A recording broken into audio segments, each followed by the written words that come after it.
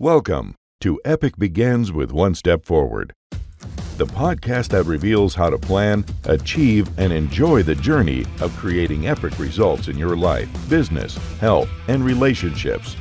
Here's your host, best-selling author and motivational speaker, Xander Sprague.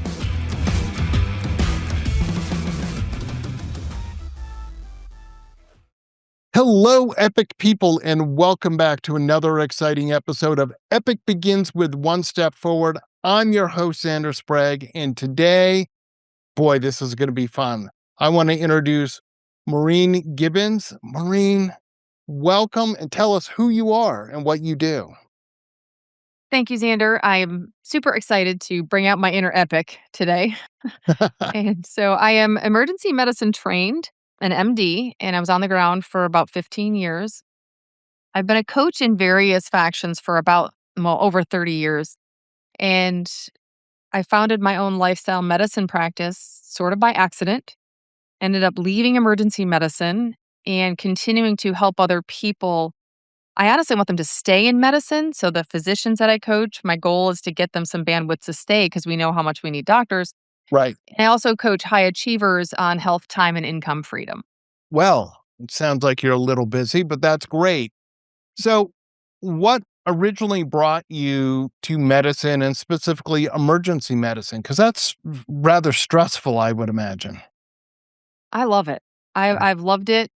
It's just it's kind of the way my brain works. Okay. I had a therapist once who told me we seek the teeth that fit the wound.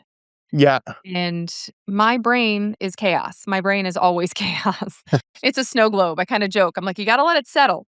So I wanted to be, I loved it. In Yeah. medical school, in anything, my question to people, even coaching, is where do you gravitate when you don't have anywhere to be? Yeah. And I was always hanging out in the ER. Before that, I was an athletic trainer, so I waited on the sidelines for somebody to get hurt. Now, in emergency medicine, I waited for someone to get hurt. Yeah. And the evolution of that in my coaching, especially, and in my practice, is creating systems.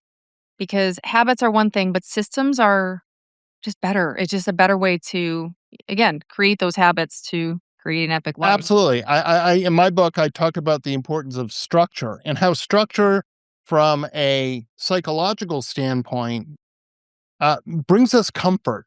Yes. And it's so funny when I bring that up. People are, I don't like structure. And I'm like, but you do.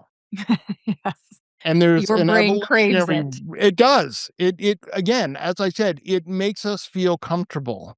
If you think about, I mean, there's so many places that we have structure. The routine that we do when we go to bed, we tend to do stuff in the same exact order. Why? It helps us remember it. There's structure. It's relaxing. If you're like, I wash my face, I brush my teeth, whatever you do that prepares you and tells your body, hey, we're winding down. So yeah, whether we want to call it structure or systems, absolutely. I'm not a doctor. I'd love to play one on TV, but from what I see portrayed on TV from many, I love the medical dramas. Um, I do too, believe it or not. Systems are obviously really important in the emergency room because that's how that chaos is contained, right?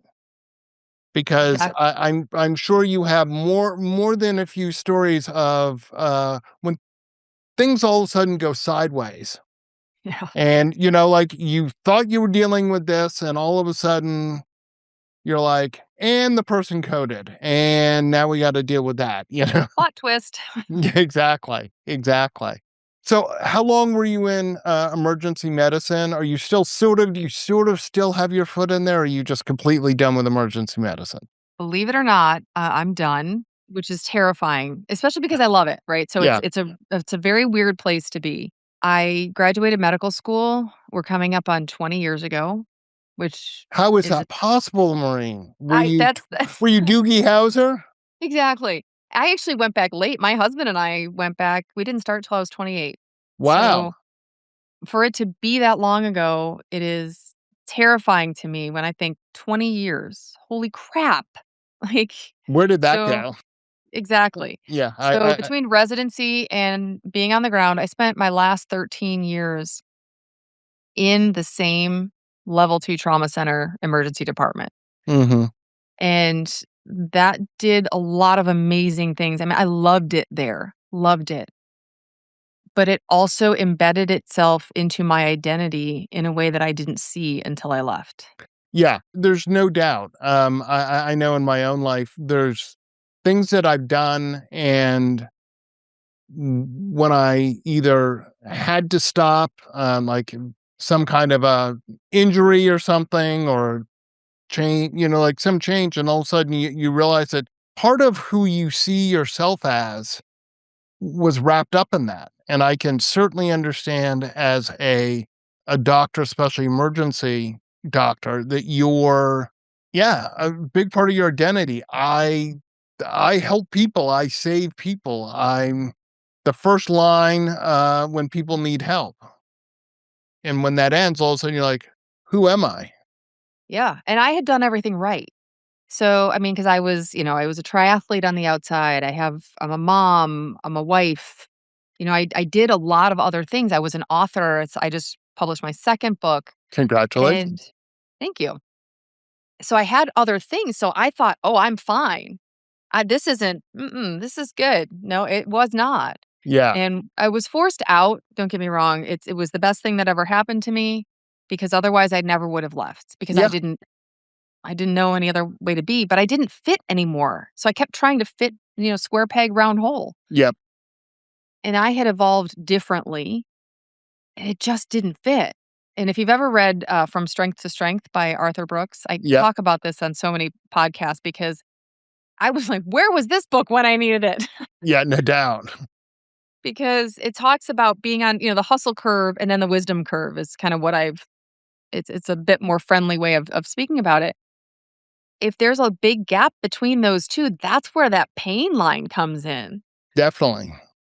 And so Definitely. when I left, it was really hard for me to understand that, yes, I'm still a doctor. Yes, I have earned respect, from myself mostly, Yeah. even though I'm not doing the same thing. Definitely. And look, I mean, any shift is hard. Change inherently is hard. I'm all about in all of my talking about Epic, the podcast, the book, the TV show. I'm highlighting Epic, and Epic.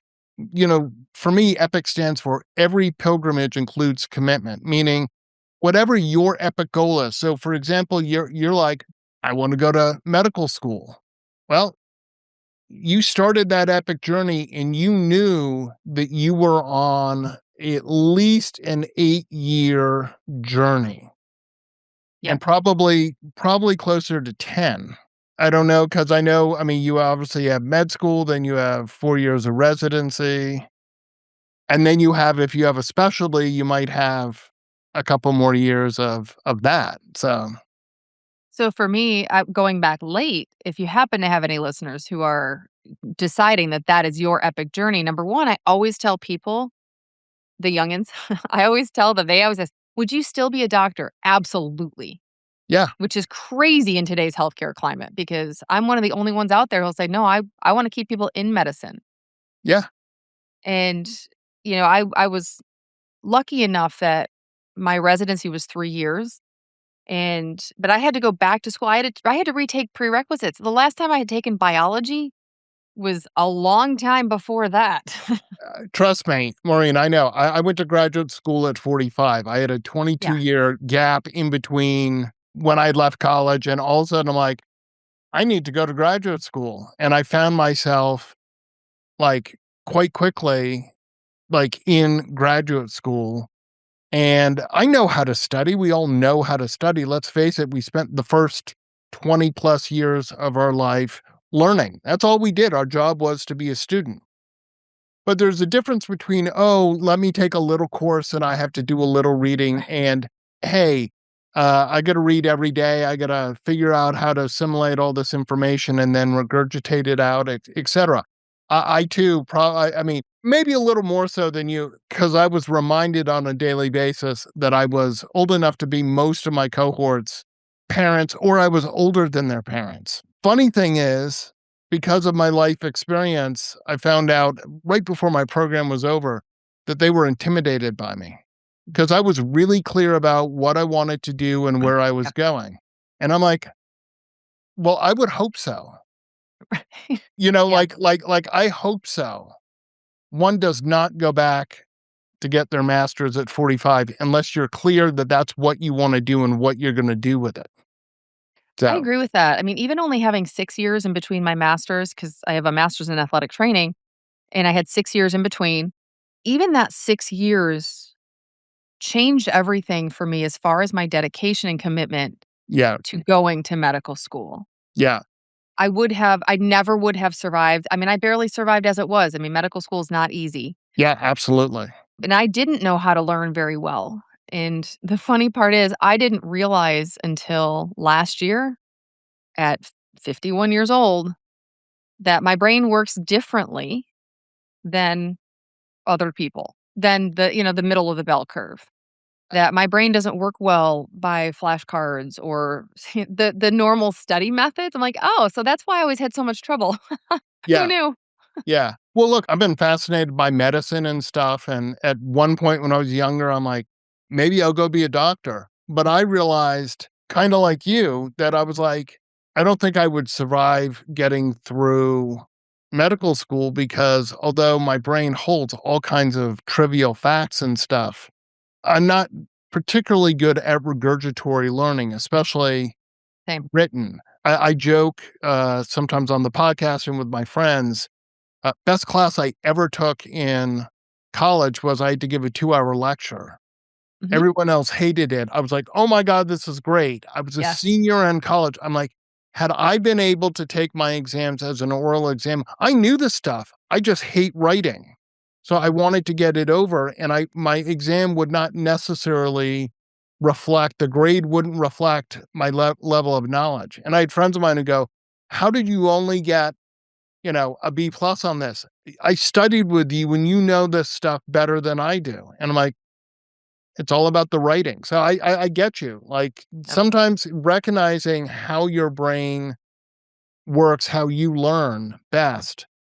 And then you're like, can I, especially medical school, which if I mean you know better than me, but what I understand of it, it's pretty regimented. It's like, here's the way we've done it. Mhm. It's the way we're gonna do it. And you can't go, yeah, no, I'd like to take an oral exam Yeah. to I'd prove like to that I do know this a that. little differently. Well, the funny part is I also don't like that part. So, in my entrepreneurship journey, I didn't realize that I was a serial entrepreneur until my dad said it a couple years ago, and he's like, "Look back, will you, please, and watch Yeah, what you were doing." yeah, And, like, when I left my athletic training job to go to medical school, I was gonna leave my kids uncovered at the high school that I worked at for past 6 years, 5 right, years. And I loved my kids, and I was like, "Yeah, I can't leave them uncovered." So I formed a company that hired athletic trainers part-time. I did the liability insurance and did the things and made sure they were covered, but I plunked them into these high schools. And at one point, I looked back on that paperwork, and I was covering, like, 20 different high schools in Northwest Ohio. And I was like, I don't remember it being that big. I mean, it wasn't making a ton of money, but I was providing a service. yeah, So when you see a problem, you want to solve it. And when you're in a very regimented environment like medicine or, I mean, any emergency department has got to be it's just got to be that way. And I'd like to look at systems and say, wait a second, can we do it a different way? And medicine's really not the place to do that. Traditional medicine is not the place to say, can we do this a different way? yeah, absolutely. And obviously, there are things that have changed, and in medicine, and one of the big things, and I think it's generally, I see it as a good thing. Maybe you as a doctor are like, oh heck no, are electronic medical records. I think it's better. Um, and Not everybody does.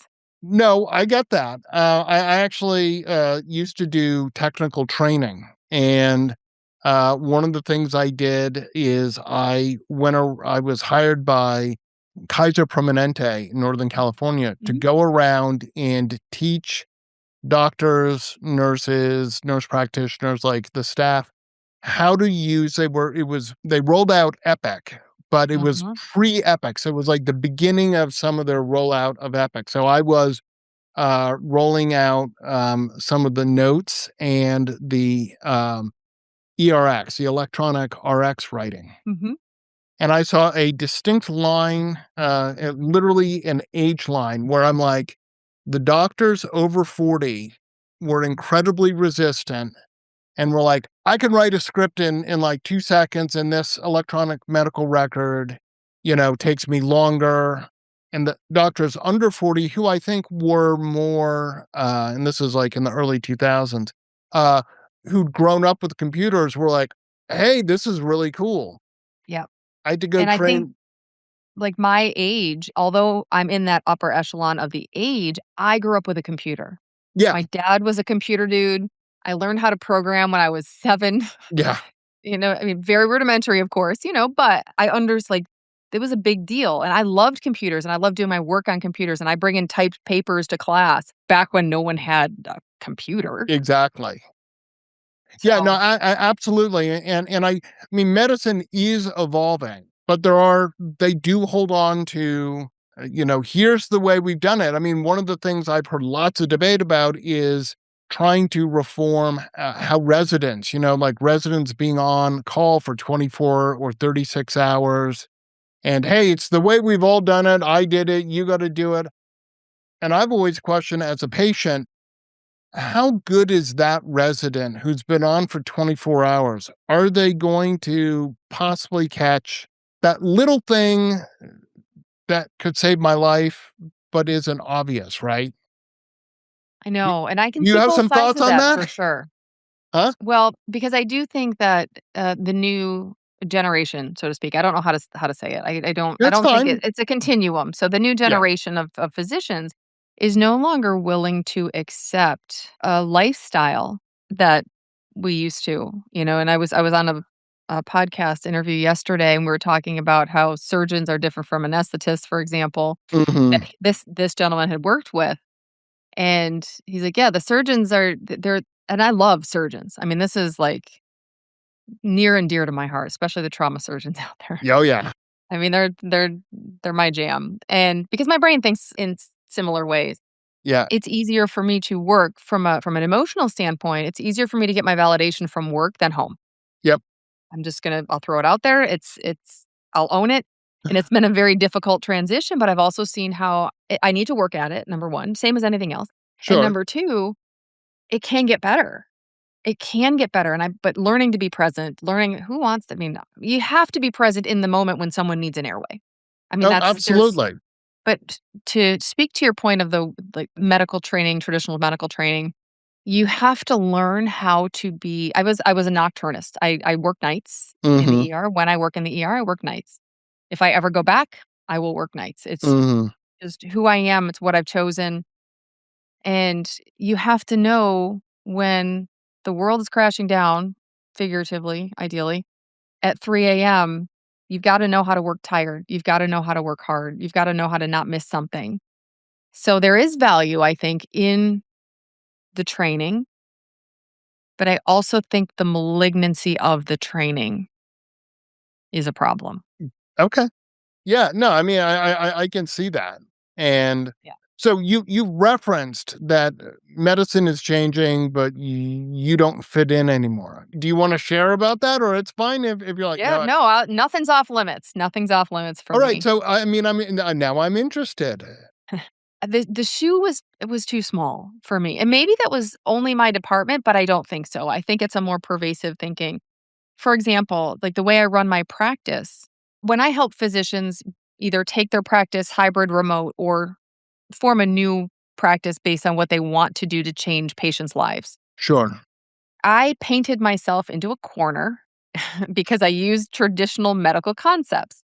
Anyone who starts a business knows this. You're going to screw up the first time Absolutely. and or the second and the third.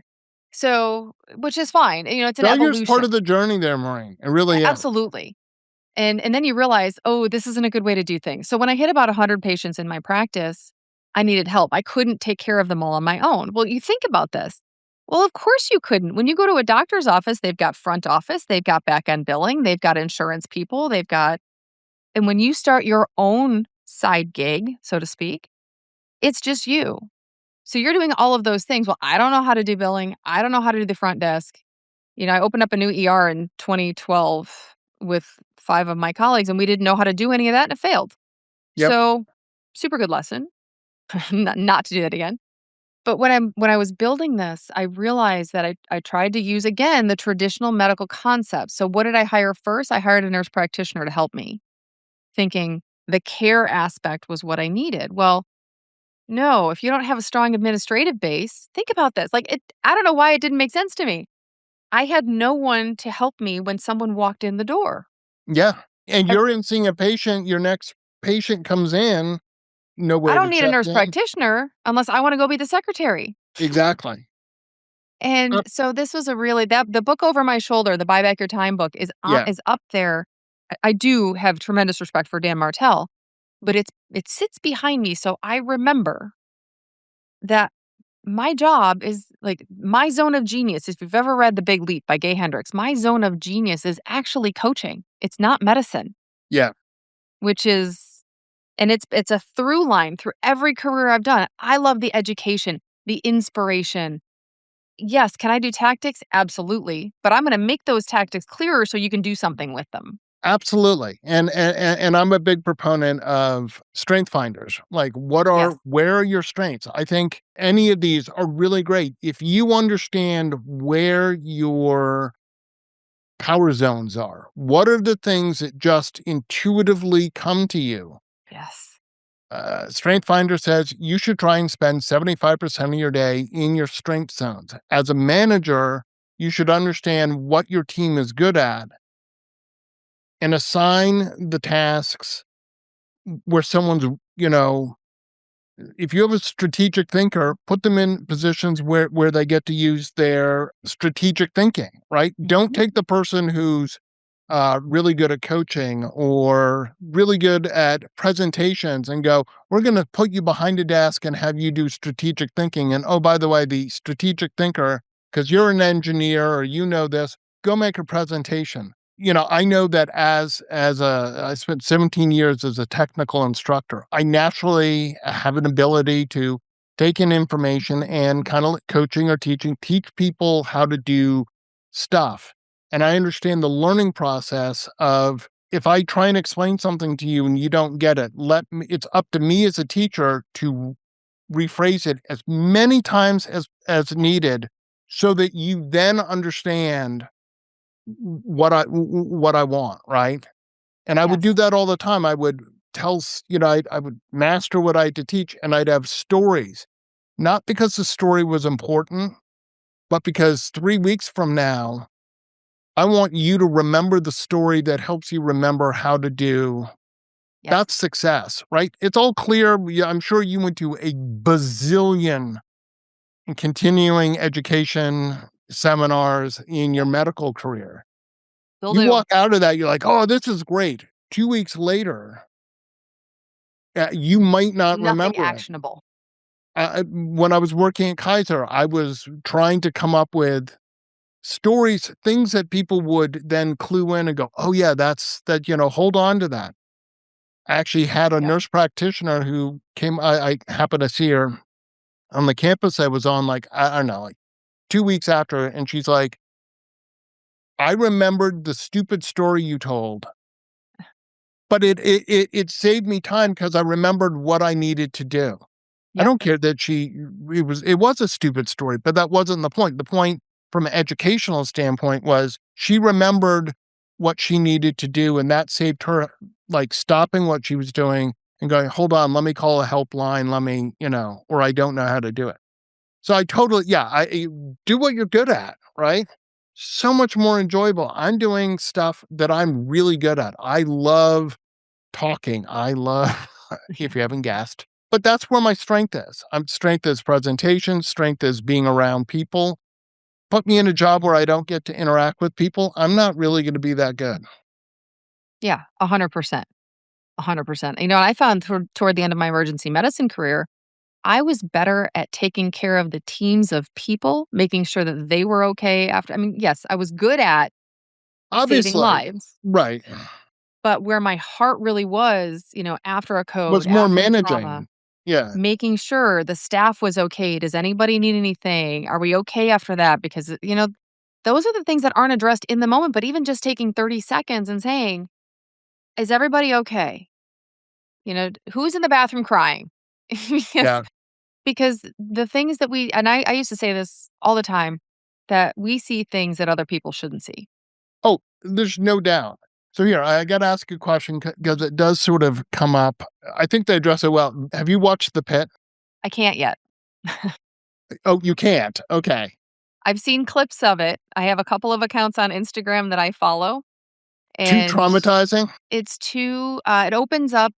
I have a Pandora's box, and Okay. it has a lot of old souls in there that I've lost over the years or that I've Yeah, encountered over the years, and whenever someone else gets put in that box, I have to open the box. I get you and totally understand. I'm not there yet. I think they're doing a really, really good job of, and again, I don't know. But I'm saying From it what I've appears seen, it's from what very good. they're doing a good job of really portraying exactly how a large emergency department is.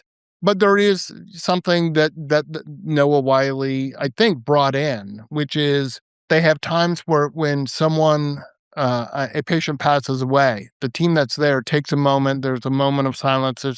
And it's like just everything stops and we must do this. And it's and I'm like, Mm. that is really good. I wonder how much that's actually happening. I don't know outside No, of I my know own. you don't know, but I'm just saying. Well, but I think that practice, that will actually, I'm getting close to wanting to watch. I mean, I really wanna watch it. I really do. And I'm getting close. Let me tell you, it can be it's really, really good, but it can be intense. And I can't even begin to imagine the triggers and the Pandora's box, the It'll make me releasing wanna of go the back. Kraken.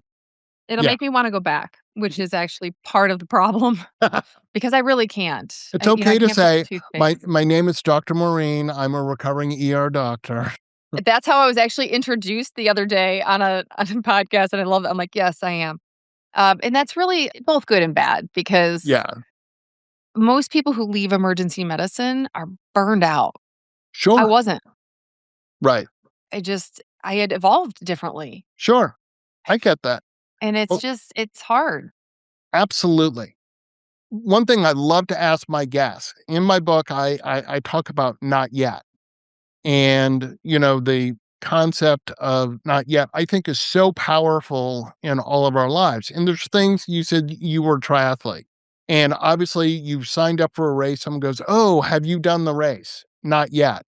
Why? Because it's still 2 months away. Mm, People get that, right? Like, oh, not yet. yeah. Oh, you don't ask. I wouldn't ask you on your first day of medical school, hey, are you done with medical school? Why? Because we understand the track.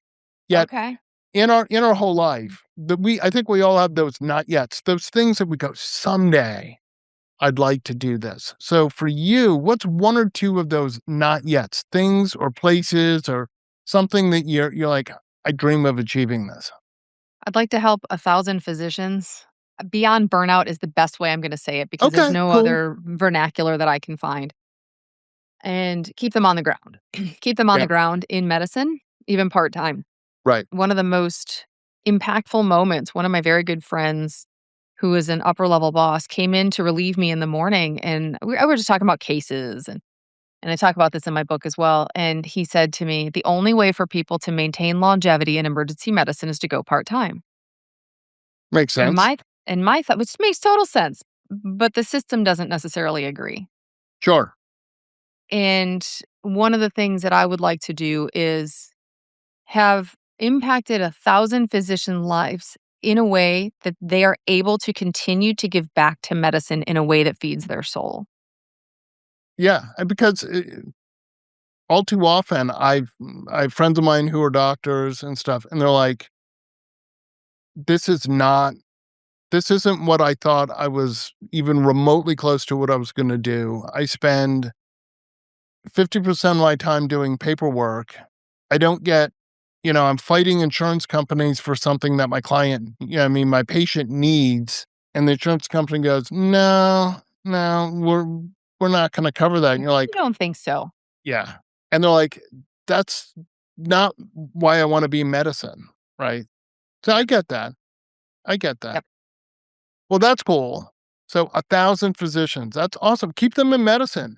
There's a lot of time, money, and effort that went in to get them there. It's a shame when we lose them Yeah. because there's And oftentimes a ton of institutional knowledge walking out the door.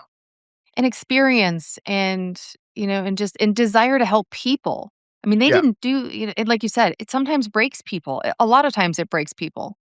I mean, we lose physicians daily off the planet because they feel like that's the only solution they have. Yeah. And Well, that's not and they acceptable. think, well, it's a sunk cost fallacy, which is I put this much time, effort into this. It's the only, I have to keep going down the path. But the fact of the matter is, it's no longer serving you. People have jobs that they may have done for 10, 15 years and go, yeah, I've done everything I can. There's nothing more for me to do. Let me go do something else. Or I just discovered that I'm really happy when I had the side hustle and I found out that really brings me joy. I like that. Let me go do that. So yeah, I get that. I get that. Yep. Um, Not everyone will stay in medicine. I get that. Because like you said, sometimes the side hustle I have a few clients who really would like, "I want nothing to do with medicine.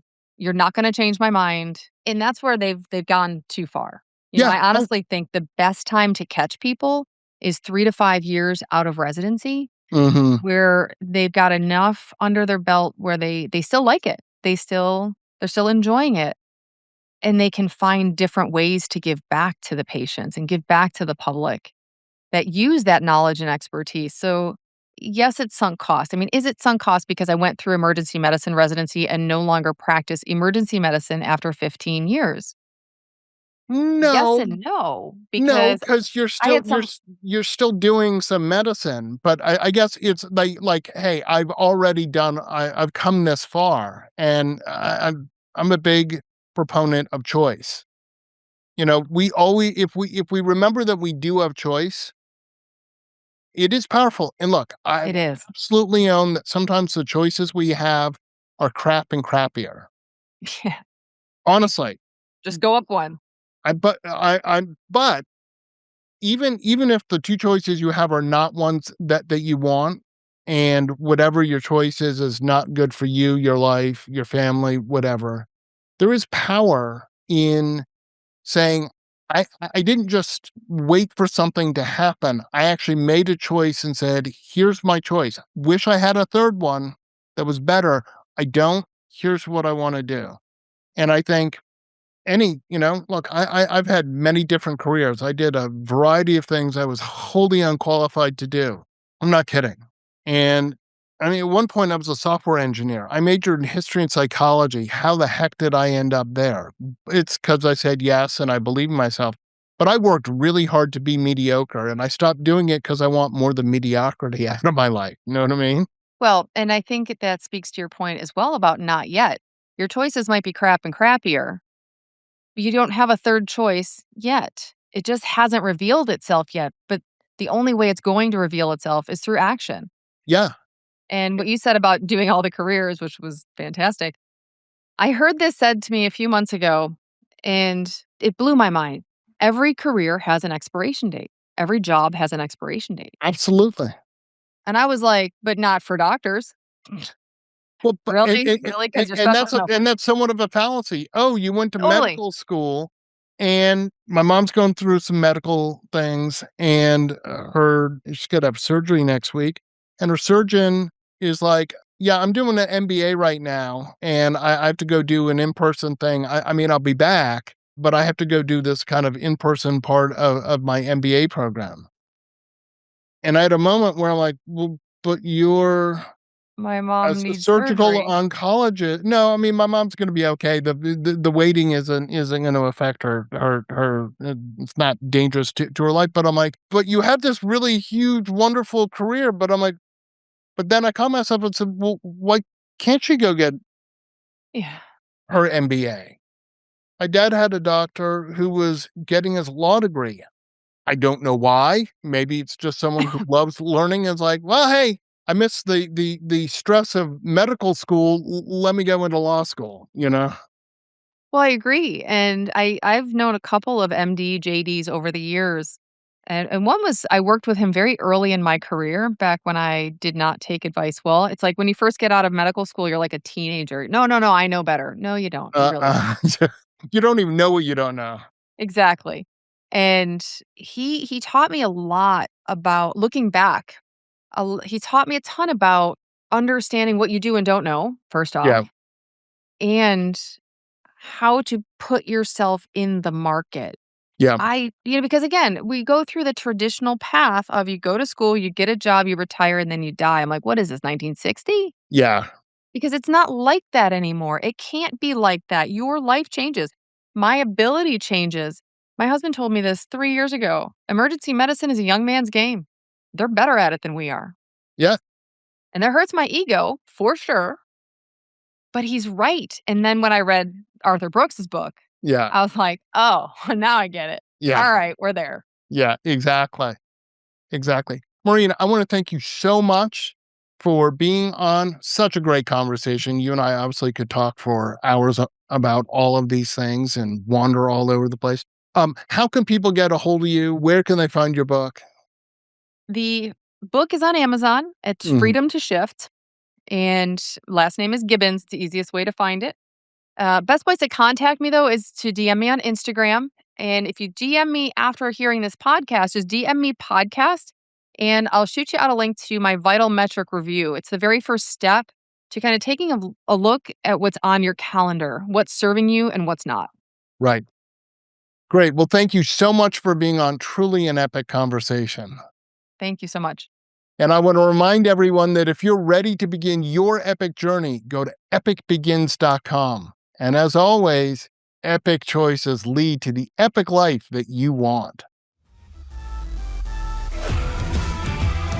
Get your gift copy of the award-winning book Epic Begins with One Step Forward at epicbegins.com.